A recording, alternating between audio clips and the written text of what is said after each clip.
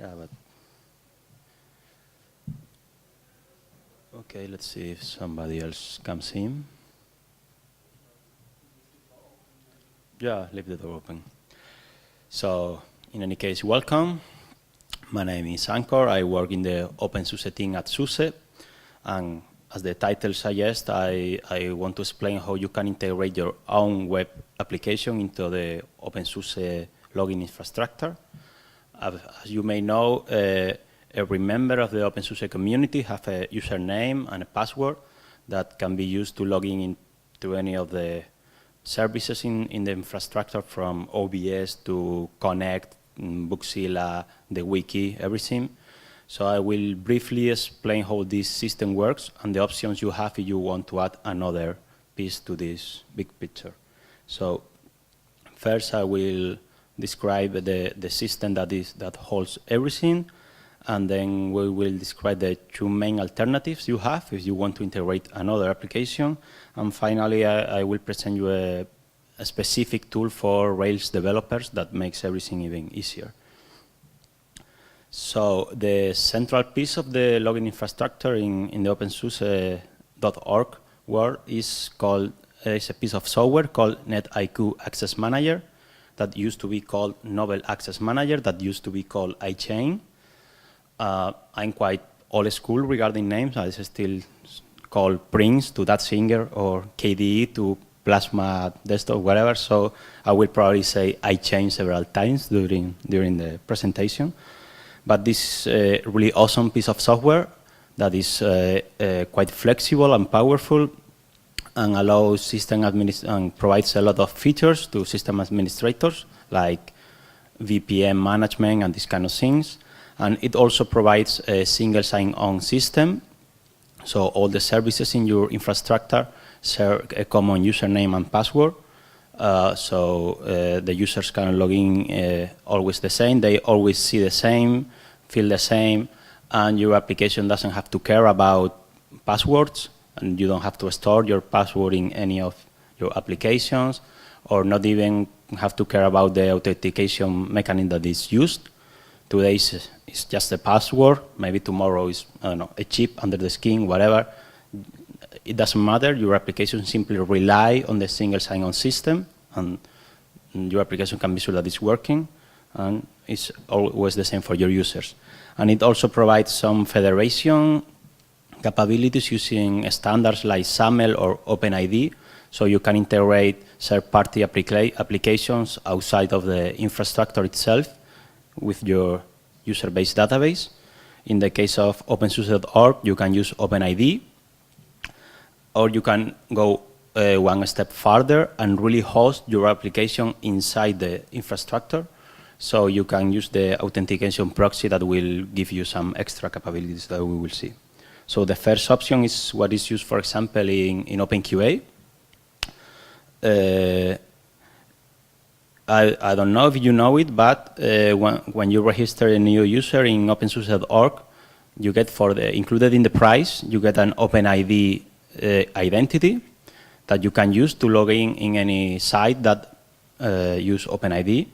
So, for example, I'm Ancor GS in openSUSE, and I'm openSUSE.org/OpenID/user/AncorGS worldwide. So this long ID is my OpenID identity, and I can use it to log in also in several places that are not strictly openSUSE sites. So how these things work is quite straightforward, because it doesn't matter in which language are you implementing your web application. You can be sure that there is a library, a component, a plugin, something to make it work as an OpenID consumer. So the user is doing whatever thing in your application, and then he clicks login, and he gets redirected to the standard login form for the openSUSE applications. Even the URL will change. It will not be your application.yourdomain.whatever. It will be openSUSE.org, so the user can be sure that is in an openSUSE site.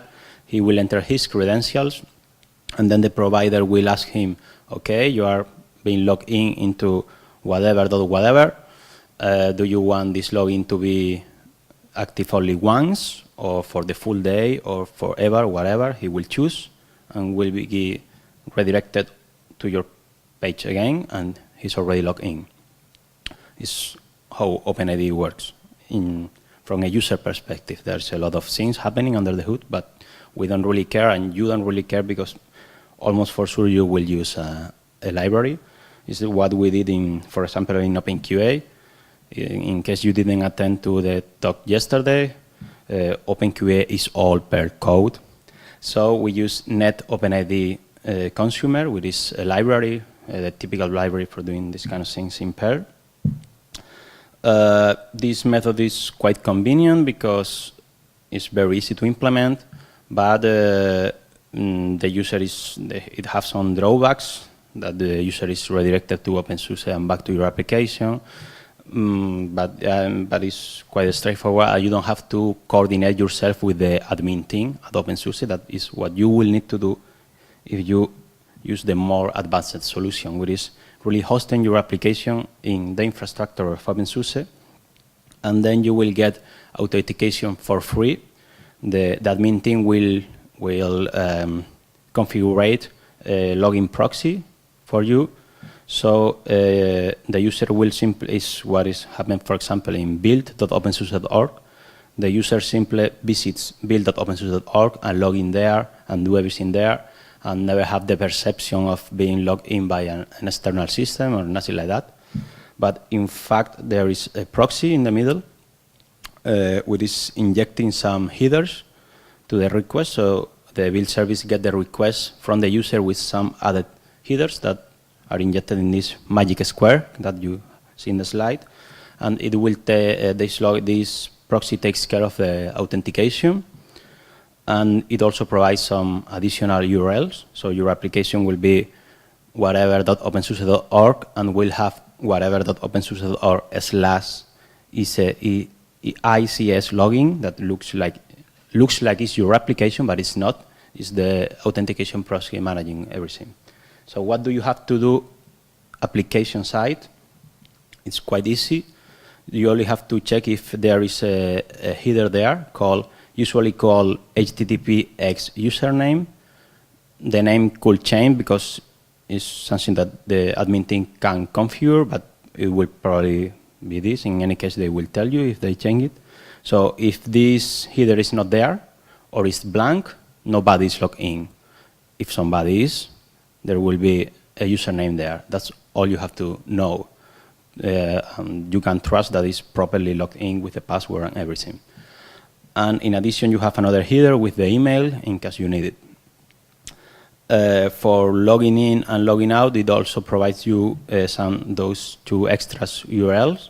So the first one, if you hit it by get, will show you the standard login form. So you don't even need to create your own login form, but it will look like the standard one, like if you were using OpenID. The URL will be for your application, but it will look like the standard from openSUSE. And you have the other URL for logging out. But if you still want to have your own login, looking like the rest of your page, it's very easy. You simply have to create the form that points to ICS login auth app, but using post like method. And you only need the username and the password with exactly those names, username and password in the form, and it will work. And you need also 3 extra input that are hidden. One is URL to tell the login proxy where should he redirects the user after logging in, because it's something specific to your application. For example, you can do whatever in the application, but at some point you need to provide credentials, and once you have done it, you are redirected back to the point where you were before. So you will pass this as a hidden element in the form, and you have also context and proxy pass that always have this value. If something changed, the admin team will tell you, but it usually simply context default proxy pass reverse, and that's all you need to do application side after the admin team having configured everything to integrate your application. But even if it's too much for you, If you are a Rails developer, you can simply use Devise iChain Authenticatable. That is a gem we created for our own usage.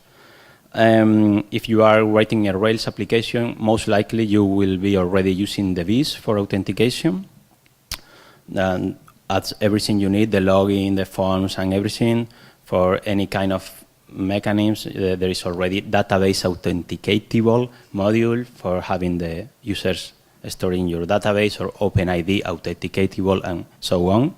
So this plugin will add 2 more specific for iChain that are compatible with the other modules provided by the gem. So you can have an application in which you can log in with a name, with a username that is really stored in the application itself, and the password is stored in the application itself, and enable also being logged with openSUSE users. You can combine both, and it will do all you expect from a Devise plugin, which is adding all the forms you need, all the helpers you need for the URLs and everything.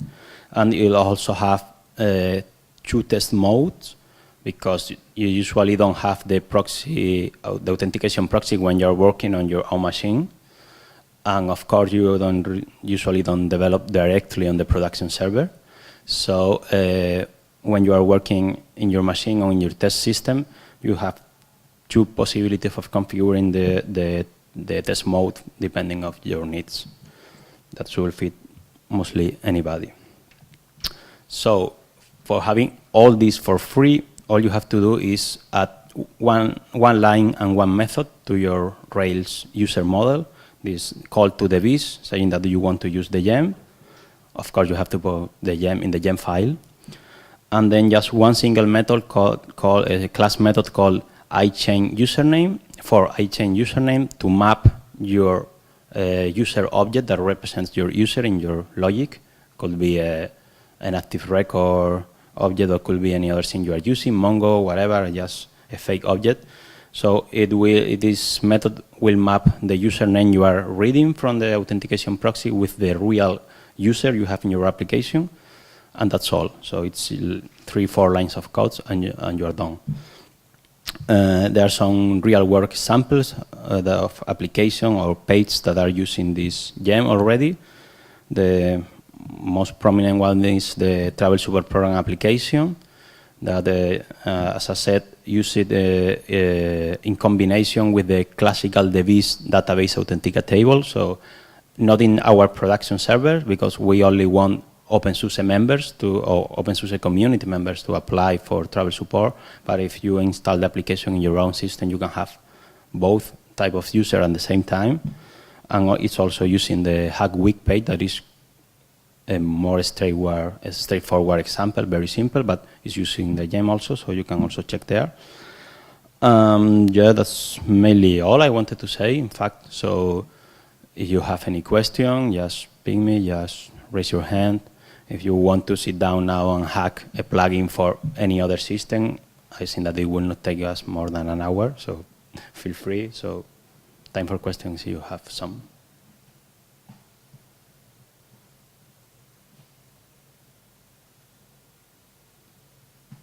And if not, we are done. Thank you.